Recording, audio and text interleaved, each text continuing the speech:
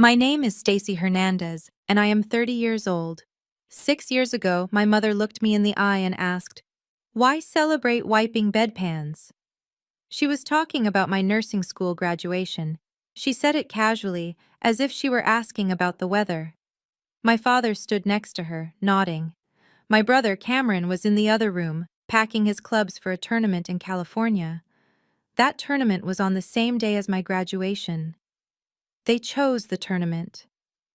I didn't scream. I didn't slam doors. I quietly left their house and made a decision. I would never ask them for anything again. They didn't know that I had just been offered a research position. They didn't know that the bedpan work they mocked would soon save nearly 200 lives. And when they walked into that ballroom years later, dressed in their finest, ready to network with Arizona's elite, what they witnessed made them hang their heads in shame. This is the story of how I disappeared from their world and built my own. Let me take you back 3 months before that conversation. To understand what happened, you need to understand my family. We lived in North Scottsdale, Arizona. Our house was 4,200 square feet, nestled in a gated community where the monthly HOA fees alone could cover most people's rent. My parents, Victoria and Lawrence Hernandez, had been members of Oak Hills Country Club for 18 years. The membership cost $85,000 annually. That's not a typo. 85,000. For the privilege of playing golf with the right people. My mother, Victoria, was 52 at the time. She had been president of the Oak Hills Women's Committee from 2015 to 2017. She wore Chanel to charity galas and could name-drop judges, CEOs, and state politicians over brunch without breaking stride. My father, Lawrence, was 55. He was a senior partner at a commercial law firm downtown. He played golf every Saturday with clients whose last names appeared on buildings. And then there was Cameron, my older brother. 28 years old in 2019. He worked at our father's law firm, not because he earned it, but because his last name was already on the letterhead. Cameron had been playing golf since he was 12. His handicap was an 8, which apparently meant something impressive to people who cared about that sort of thing. To my parents, Cameron's golf game wasn't just a hobby. It was a networking tool, a status symbol, proof that the Hernandez family belonged. I was 24. I was finishing my Bachelor of Science in Nursing at Arizona State University. I had a 3.92 GPA. I had a $12,000 per year scholarship that covered half my tuition, and I worked 20 hours a week at Phoenix Memorial Hospital as a nurse's aide to cover the rest. I lived in a 480 square foot studio apartment in Tempe, 15 miles from my parents' house. I drove a 2011 Honda Civic with a crack in the windshield. We had family dinners 3 times a month. That was the rule. Every dinner followed the same script. I remember one night in February 2019. We sat at the long oak dining table, 8 seats but only 4 of us. My mother poured wine for herself, my father, and Cameron. I got water. Not because I asked for it, but because no one offered me wine. The conversation began, as it always did, with Cameron. "Cameron, darling," my mother said, cutting into her salmon. "Did you speak with the club pro about your putting? The Andersons will be watching at the tournament. First impressions matter." Cameron nodded. "I've been working on it. Coach thinks I can drop 2 strokes by May." My father leaned forward. "The Andersons' son is a VP at Remington Holdings. If you play well, Lawrence, it could open doors for the firm." I sat at the far end of the table, closest to the kitchen. The chandelier light reflected off their wine glasses. I had a glass of water with a lemon wedge I'd put in myself. I tried. I shouldn't have, but I did. "My graduation is May 18th, I said quietly. The table went silent, for exactly 3 seconds. Then my father turned to Cameron. "What time is your tea time in California?" Cameron didn't even look at me. 9:30 a.m., first round. And just like that, the conversation moved on. That was life in the Hernandez house. I was furniture. But I wasn't the only one who noticed. 2 weeks later, I was scrolling through my mother's iPad. She'd left it open on the kitchen counter when I stopped by to pick up some old textbooks I'd stored in the garage. An email was open. I shouldn't have read it. But I did.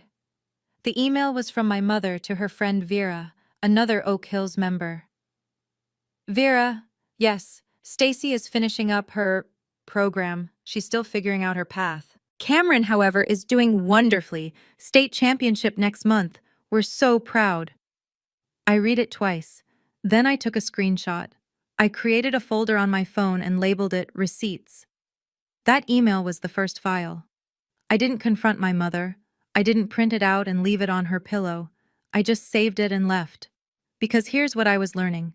My family didn't see me. And if I wanted to survive, I needed to stop expecting them to. Cameron's world was different. His bedroom, well, his suite, took up the entire west wing of the house. Trophies lined the shelves, framed photos of him shaking hands with Arizona state senators, country club presidents, firm partners.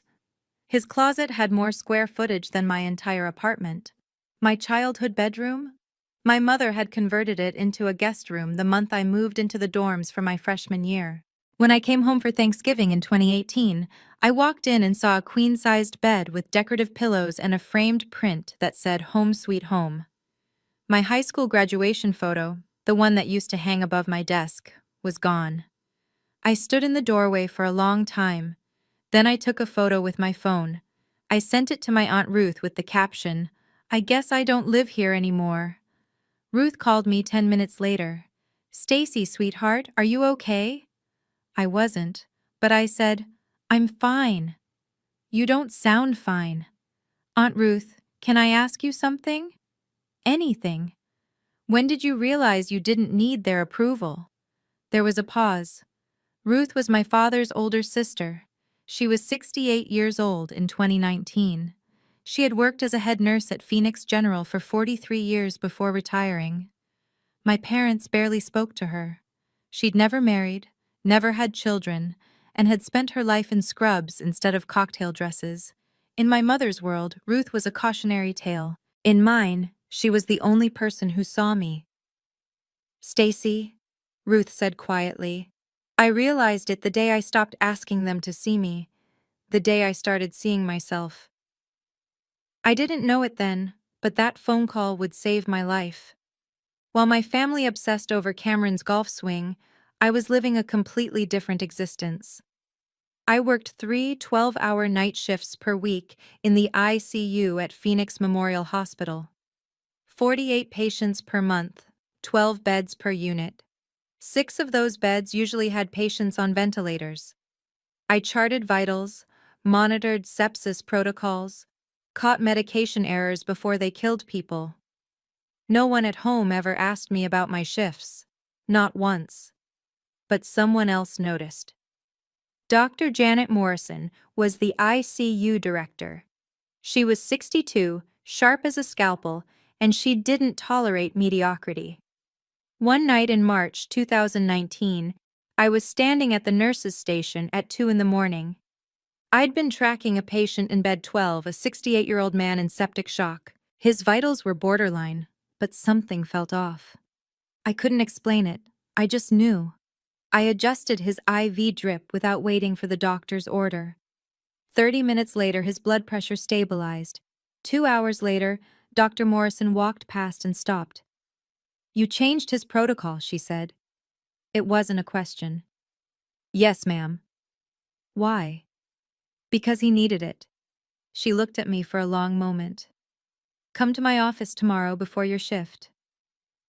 The next evening, I sat across from Dr. Morrison in her small, windowless office. She slid a piece of paper across the desk. "I'm nominating you for the Dean's Clinical Excellence Award," she said. "Don't tell anyone yet. But Stacy, you have something most nurses take 10 years to develop. You see patterns before they become emergencies. Don't waste that." I stared at the paper. It was a nomination form. My name was already typed at the top. "Thank you," I whispered. "Don't thank me. Just keep doing what you're doing." I walked out of that office feeling something I hadn't felt in years. I felt seen.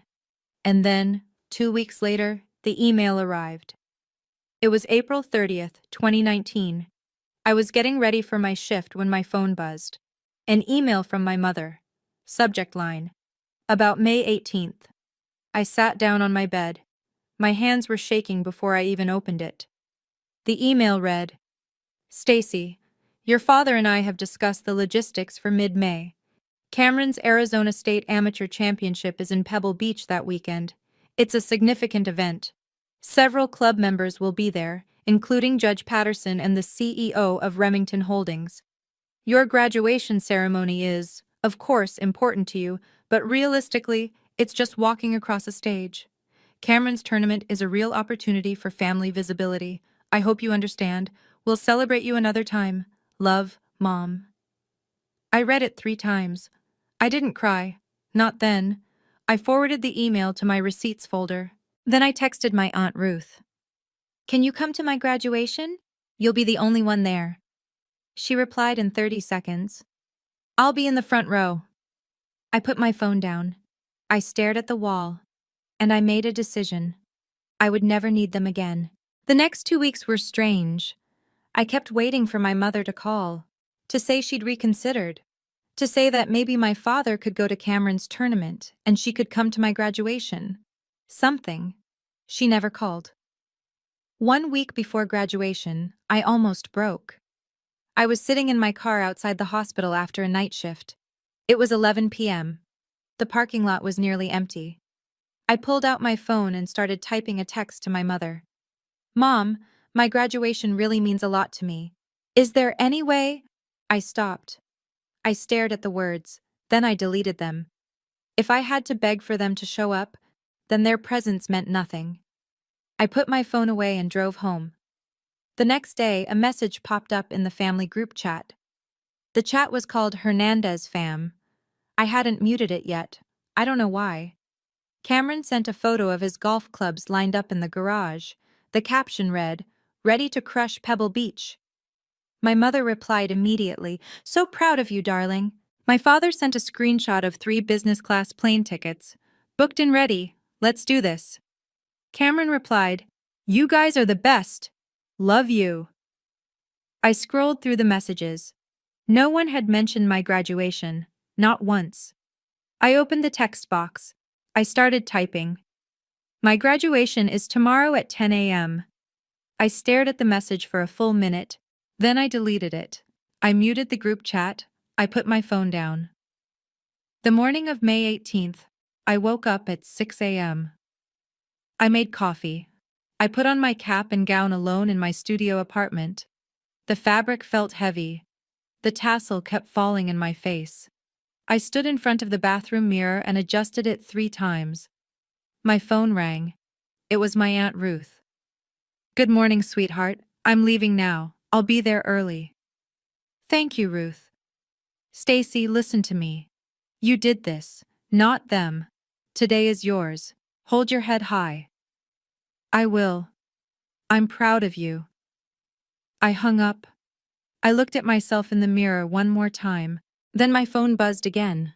Voicemail, from my mother. I didn't listen to it. Not then. I just stared at the notification. Then I grabbed my keys and left. The ceremony was at Sun Devil Stadium. It was 10 in the morning, and it was already 95 degrees. 320 nursing students were graduating that day. Thousands of family members filled the stands. I walked into the stadium and found my seat in the graduates section. I looked up into the family seating area. I'd reserved 4 seats. Each one had a small card with a name printed on it. Victoria Hernandez, Lawrence Hernandez, Cameron Hernandez, and one more, Ruth Callahan. Only one of those seats would be filled. Aunt Ruth was already there, sitting in the front row of the family section. She was 74 years old, wearing a floral dress and a wide-brimmed hat to block the sun. When she saw me, she waved. I waved back. The 3 empty seats next to her stayed empty. The ceremony began. The dean gave a speech about service and compassion. I barely heard it. I kept glancing up at those empty chairs. When my name was called, Stacy Hernandez, Bachelor of Science in Nursing, summa cum laude. I stood up and walked across the stage. Aunt Ruth stood up in the stands. She clapped so loudly that people around her turned to look. She was the only person standing in that entire section. I received my diploma. I shook the dean's hand.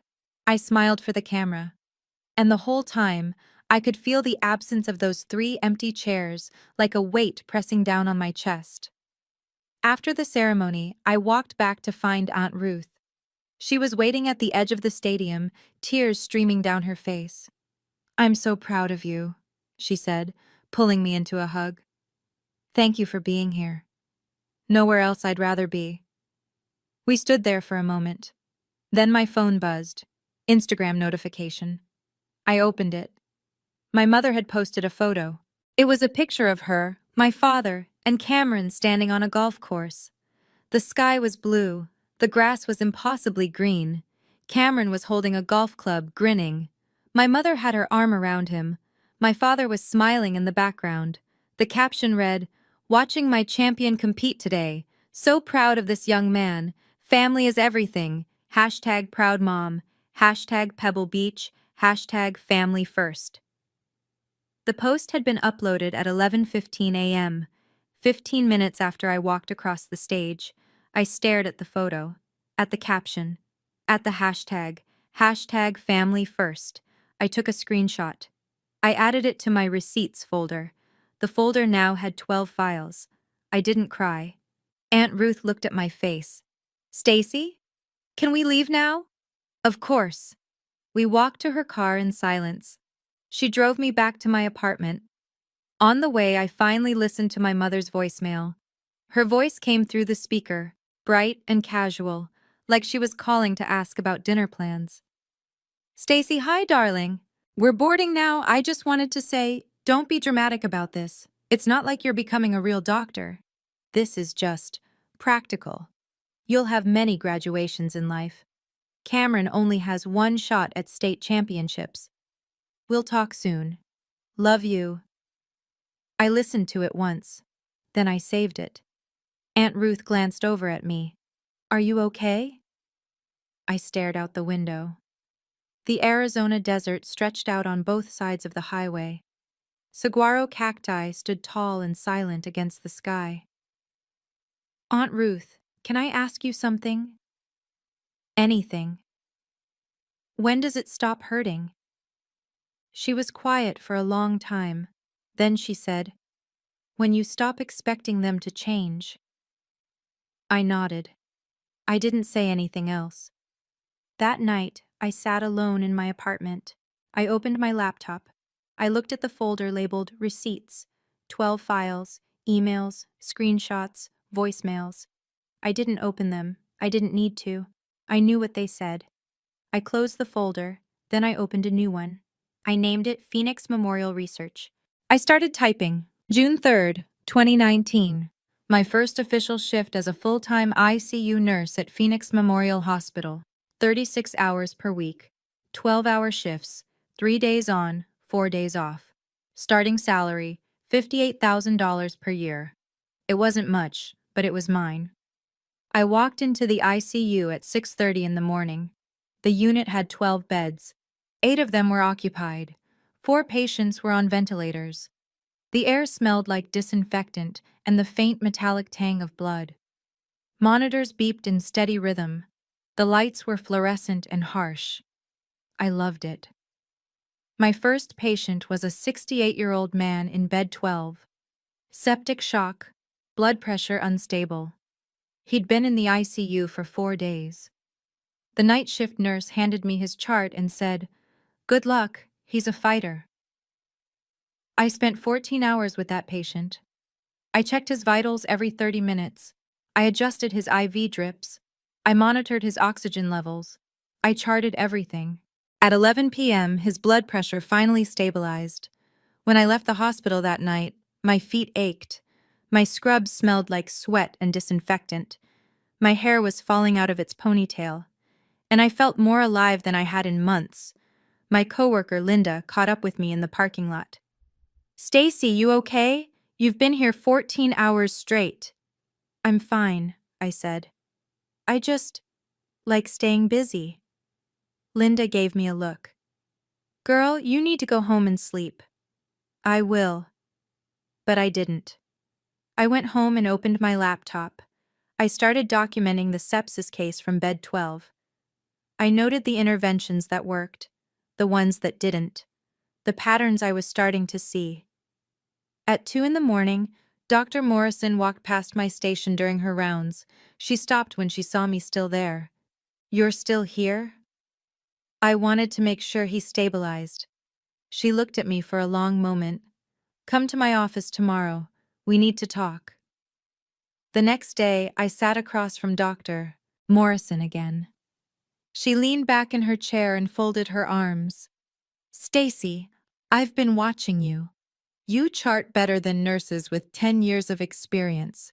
You catch things before they become emergencies. I want you on a project. What kind of project? Sepsis intervention. We're going to track every sepsis case in this ICU for the next 12 months. I want to see if we can reduce intervention time and improve outcomes. You'll lead data collection. I stared at her. Me? You don't miss anything, Stacy. That's rare. If this works, we'll submit the findings to the Journal of Critical Care. Your name will be first author. My name? You'll earn it. I walked out of her office in a daze. That night, I called Aunt Ruth. Ruth, something happened today. Good or bad? Good, I think. Dr. Morrison asked me to lead a research project. Ruth was quiet for a moment. Then she said, Stacy, do you know why I became a nurse? Why? Because I wanted to matter in a way that didn't require anyone's permission. You're doing that now. I smiled. For the first time in weeks, I smiled. Meanwhile, my family was silent. From June to December 2019, my parents called me 3 times. Once on my birthday in July. Once to invite me to Thanksgiving. Once in early December to ask if I was coming home for Christmas. I didn't answer any of the calls. Cameron never called at all. I didn't block their numbers. I just let them ring. Let the voicemails pile up. I didn't listen to them. In late November, my mother sent me an email. Subject line: Thanksgiving. Stacy, we'd love to see you for Thanksgiving. Cameron is bringing his new girlfriend, Sophie. It would mean a lot to have the whole family together. I read the email twice. Then I closed it. I didn't reply. On Thanksgiving Day, I worked a 12-hour shift in the ICU. I ate turkey in the hospital cafeteria with Linda and 2 other nurses. It was the best Thanksgiving I'd had in years. Every 2 weeks, I met Aunt Ruth at a cafe called Cafe Lux in Scottsdale. We'd sit at the same corner table by the window, looking out at Camelback Mountain. Ruth would order a cappuccino. I'd order black coffee, and we'd talk.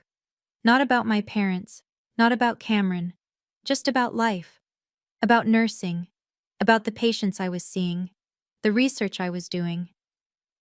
One afternoon in October, Ruth looked at me over her coffee cup and said, Stacy, your mother called me last week. I looked up. What did she say? She asked if you were okay. I told her you were thriving. What did she say to that? Nothing. She just hung up. I nodded slowly. I wasn't surprised. Ruth reached across the table and put her hand over mine. You know what the hardest part is? Not that they don't see you. It's that they don't want to see you. I know. But you're building something they can't touch. And that's power, Stacy. Real power. By December 2019, the Sepsis Protocol Project was showing results. In 6 months, we'd tracked 48 cases. Average intervention time had dropped from 4.2 hours to 2.1 hours. Dr. Morrison presented the preliminary data at a hospital-wide meeting in front of 40 physicians and nurses. She stood at the front of the conference room with a PowerPoint slide showing our numbers. This data, she said, represents a potential 35% reduction in sepsis mortality, and it was driven by a nurse who graduated 6 months ago. Everyone in the room turned to look at me. I was sitting in the back row, wearing scrubs, my hair in a messy bun. A few doctors nodded. One of them, a cardiologist named Dr. Ellis, walked up to me after the meeting. "Stacy Hernandez?" "Yes, sir.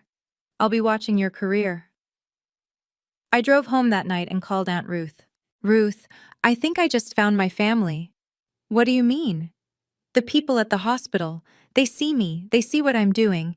Ruth's voice was soft. "Then that's your family, sweetheart. Blood doesn't make family. Seeing does." I hung up the phone and sat in my apartment. I looked around at the small space, 480 square feet, a futon, a desk, a kitchen the size of a closet. It was mine, and for the first time in my life, that was enough. March 2020. COVID-19 hit Phoenix. I'll never forget the first week. The ICU went from 12 beds to 24, then 36. We converted 2 entire floors into COVID units. Patients came in faster than we could chart them. Ventilators ran 24 hours a day. The sound of alarms was constant. I volunteered for the COVID ICU, 60 hours per week, sometimes 70. I wore full PPE for 12-hour shifts, gown, gloves, N95 mask, face shield. I couldn't eat. I couldn't drink. I could barely breathe. In the first 8 weeks, I watched 32 patients die, but I also saved lives. The sepsis protocol I'd been working on, it turned out that COVID patients who developed septic shock had better outcomes if we caught the signs early. The intervention time mattered. Every hour counted. By May 2020, I had saved 15 COVID patients from septic complications. By August, that number was 43. One night in June, I called Aunt Ruth at 2 in the morning. I was sitting in my car in the hospital parking lot. I'd just finished a shift where 3 patients died and 4 survived. "Ruth, I don't know if I can keep doing this." "Yes, you can. I watched 3 people die tonight. And you saved 4. I was crying. I hadn't cried in over a year, but that night I broke. "Is that enough?" I whispered. "Sweetheart," Ruth said gently, "you're doing what angels do."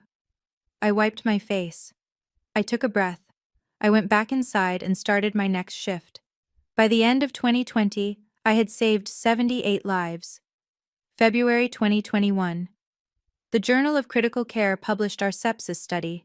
The title was Early Sepsis Intervention Protocol in ICU Settings, a 12-month prospective study. The first author was listed as Stacy Hernandez, RN, BSN. I was sitting in the hospital break room when Dr. Morrison sent me the link. I opened it on my iPad. I stared at my name in print. Stacy Hernandez, first author. I cried. Not sad tears, something else. Something I didn't have a word for. I took a screenshot of the first page. I sent it to Aunt Ruth. "We did it," she replied immediately. "No, Stacy, you did it." I wanted to send it to my parents, to show them, to say, see what I did? But I didn't, because I realized something in that moment. I didn't need them to see it. I already knew what I'd done. From 2020 to 2023, my parents didn't contact me once. Not during the pandemic, not after the publication, not ever. I checked my mother's Instagram occasionally, not because I missed her, just because I was curious.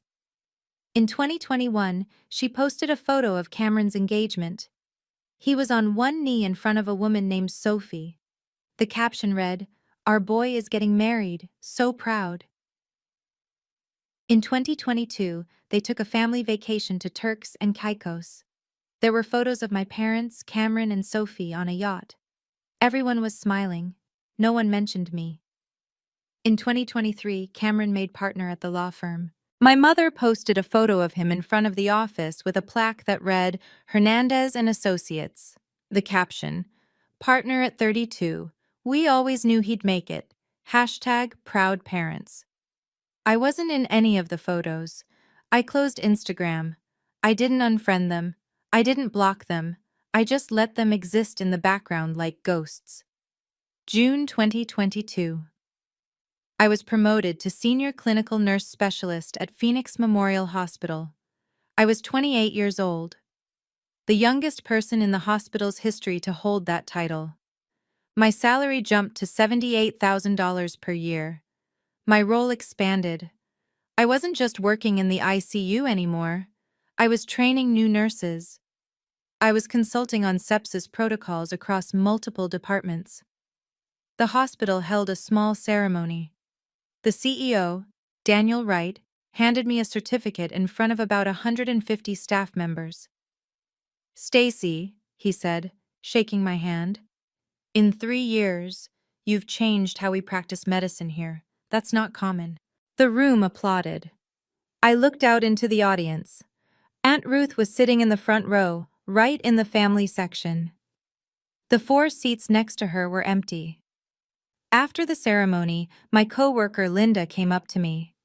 "Stacy, where's your family?" I smiled and turned to Aunt Ruth. "You're looking at her." October 2023. I was invited to present at the National Nurses Conference in San Diego.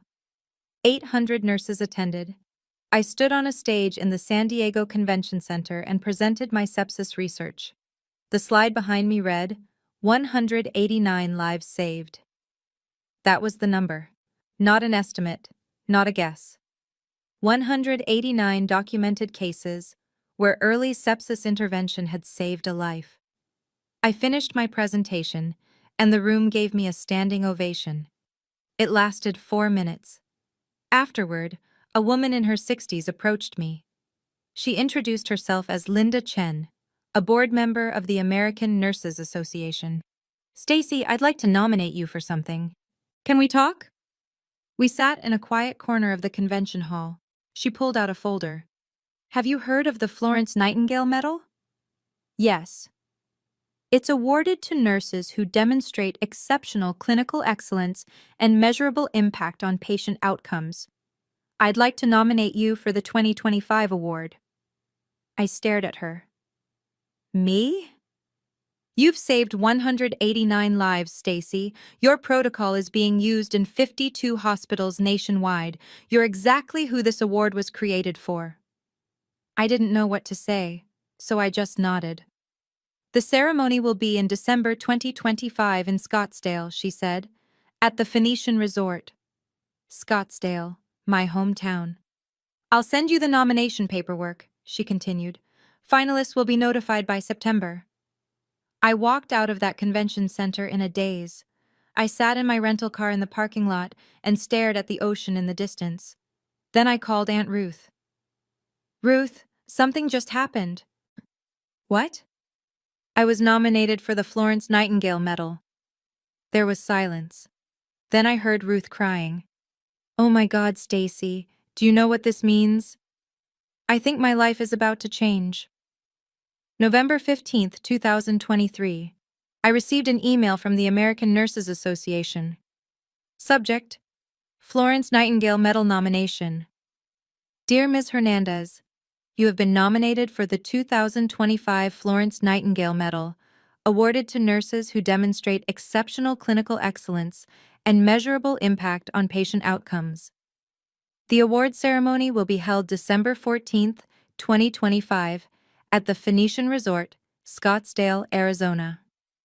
Finalists will be notified by September 2025. Sincerely, American Nurses Credentialing Center. I read the email 5 times. I was sitting in my car outside Phoenix Memorial Hospital. It was 11 p.m. My hands were shaking. I took a screenshot. I sent it to Aunt Ruth. She called me immediately. "Stacy, this is it." "I know." "Do you think your parents will find out?" "I don't know." "And Ruth?" "Yes?" "I don't care." September 22nd, 2025. I was working a shift in the ICU when my phone rang. Unknown number. I stepped into the break room and answered. "Is this Stacy Hernandez?" "Yes." "This is Linda Chen from the American Nurses Association. Stacy, congratulations.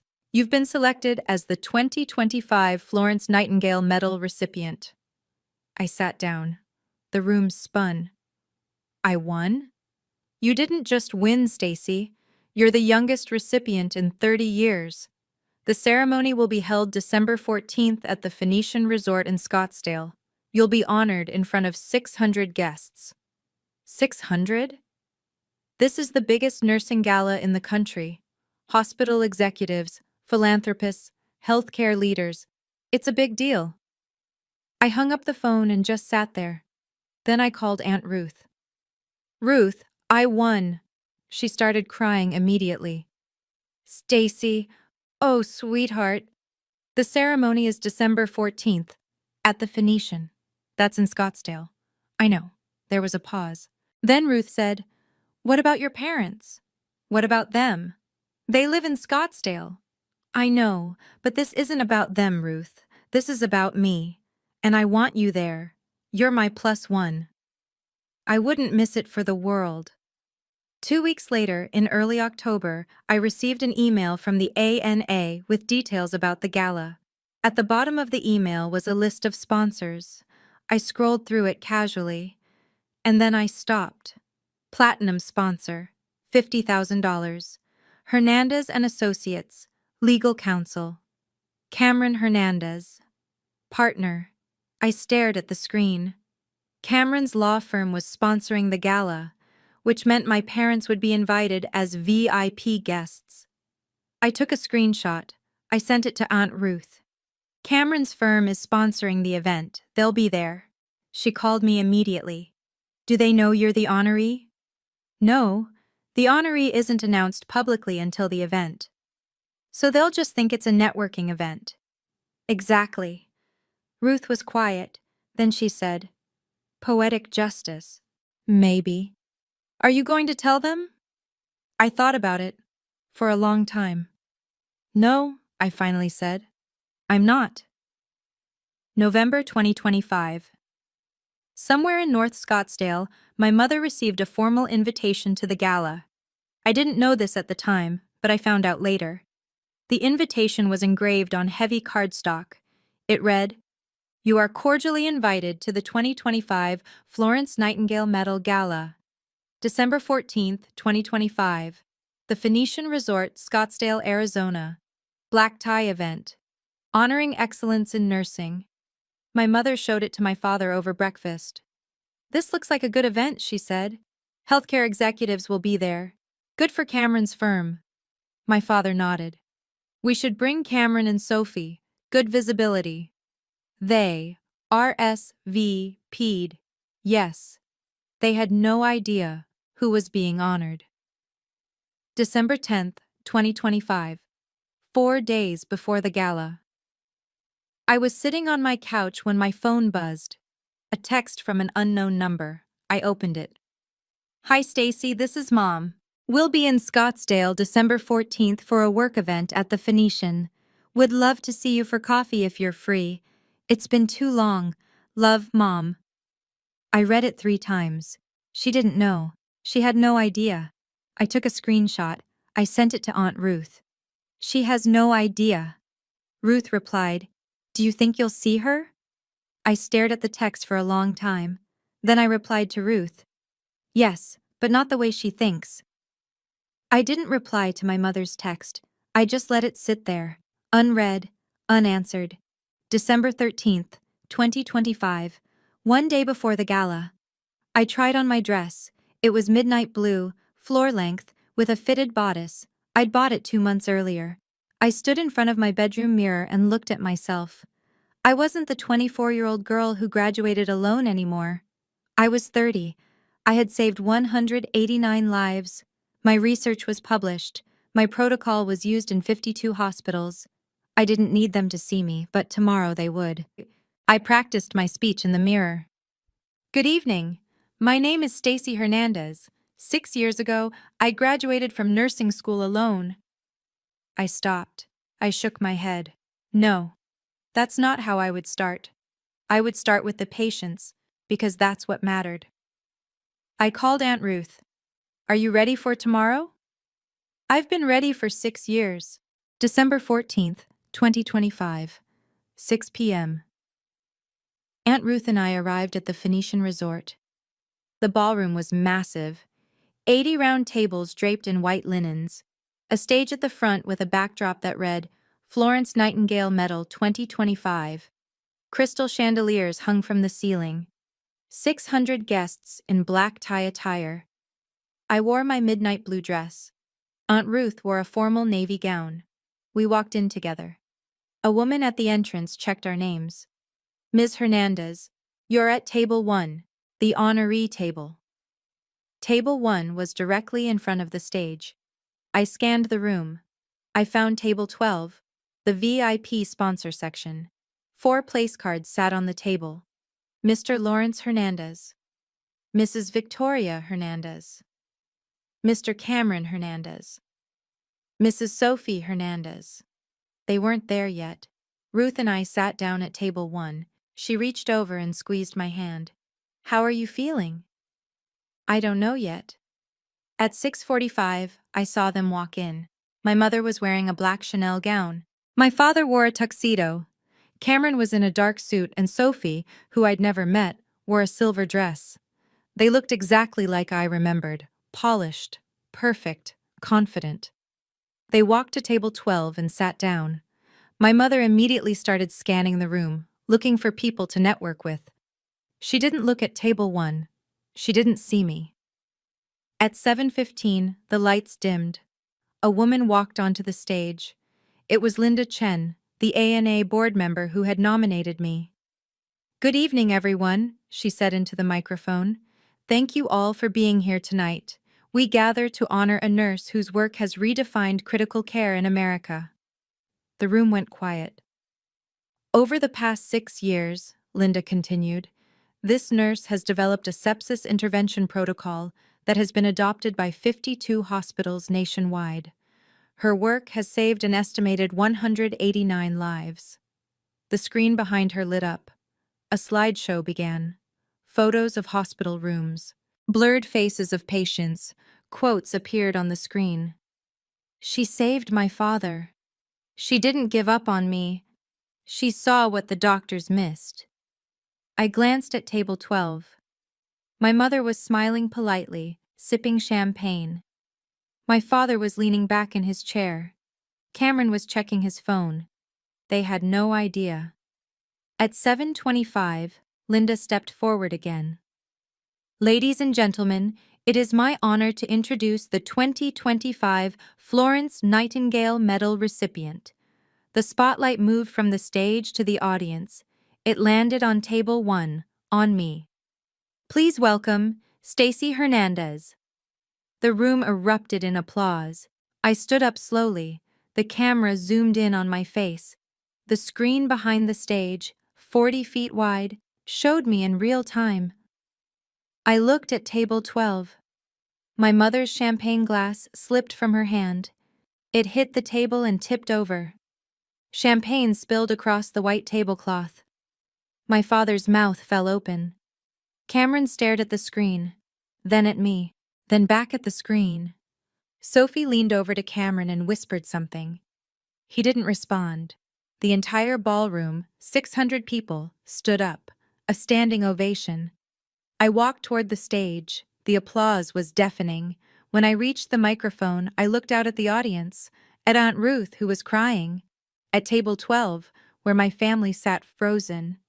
I took a breath, and I began. Good evening, my name is Stacy Hernandez. 6 years ago, I walked across a stage to receive my nursing degree. One person was there to see me. I paused. I looked at Aunt Ruth. My Aunt Ruth. The camera cut to Ruth. She was wiping her eyes. I won't lie, I continued. That hurt. But it also freed me. Because I realized something that night. I didn't need anyone's permission to save lives. I paused. I scanned the room. My eyes landed on my mother for 2 seconds. She was staring at me, her face pale. This medal isn't just mine, I said. It belongs to every nurse who was told they were just a nurse. To everyone who was underestimated. To the 189 patients who trusted me when I was 24 and scared and alone in an ICU at 2 in the morning. The room was silent. When I started this work, I said, my voice steady, I was told that nursing was practical, that it wasn't worth celebrating, that I stopped. I looked directly at my mother, wiping bedpans. The silence in the room was absolute. But here's what I learned. Every life I saved mattered. Every protocol I perfected mattered. Every hour I spent studying sepsis data mattered. Not because someone told me it did, but because I knew it did. The applause started again, slowly at first, then louder. Linda Chen stepped forward and placed the medal around my neck. It was heavy, gold, engraved with my name. The applause became a roar, a standing ovation that lasted 4 minutes and 15 seconds. I stood on that stage and looked out at 600 people. All of them were standing, clapping, including my parents. But they weren't clapping because they were proud. They were clapping because they had to. I stepped down from the stage. I walked past table 12 without looking at them. I went straight to table 1 and hugged Aunt Ruth. She whispered in my ear, "You did it, sweetheart. We did it." At 8:15 during the cocktail hour after the ceremony, I was standing near the bar with Aunt Ruth when I saw them approaching. My mother, my father, Cameron. They walked up slowly, like they were approaching a stranger. My mother spoke first. Her voice was shaking. "Stacy, sweetheart, we had no idea." I turned to face her. My voice was calm, steady. "No idea about what, Mom? That I became someone worth knowing?" She flinched. My father stepped forward. "Stacy, we're so proud." "You're proud now," I said quietly. "But you weren't there when I needed you to be." Cameron opened his mouth. "Stace, I'm sorry. I didn't know you were doing all this." I looked at him, really looked at him. "You didn't know because you never asked." There was a long silence. Sophie, standing behind Cameron, looked uncomfortable. She didn't say anything. My mother's eyes were red. "Stacy, please, can we talk? Can we—" "Mom," I said softly, "I'm glad you could see what I've built, but I didn't build it for you." I turned to Aunt Ruth. "I think we're done here." Ruth nodded. We walked away.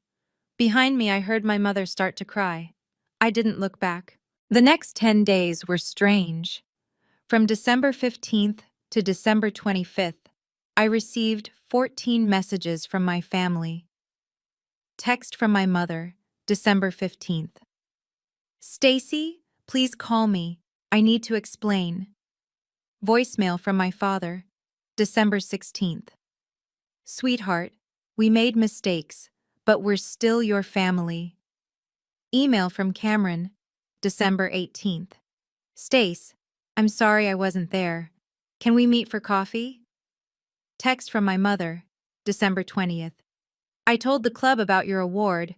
Everyone is so impressed." I read each message. I didn't respond to any of them. On December 23rd, I called Aunt Ruth. "They keep texting," I said. "What should I say?" "What do you want to say?" I thought about it for a long time. "I want to tell them the truth." "Then tell them." On December 26th, I sat down at my laptop and wrote one email. I addressed it to all 3 of them. Subject: boundaries. "Mom, Dad, Cameron, I received your messages. I appreciate the apologies. But I need you to understand. I don't need your pride now. I needed your presence then. I've built a life I'm proud of, not despite you, but without you. That's not anger, that's just truth. I'm open to occasional contact, but I won't pretend the past didn't happen. If you want to be part of my life going forward, it will be on my terms. And it will take time. Respectfully, Stacy." I hit send. 10 minutes later, my mother replied, "I understand. I'll wait." I read her response. I didn't reply. I closed my laptop. For the first time in 6 years, I felt free. On January 5th, 2026, I opened my laptop and navigated to the folder labeled Receipts. 18 files, emails, screenshots, voicemails. Instagram posts. I looked at them for a long time. Then I selected all of them. I clicked delete. A confirmation box appeared. Are you sure you want to delete receipts? I paused for 10 seconds. Then I clicked yes.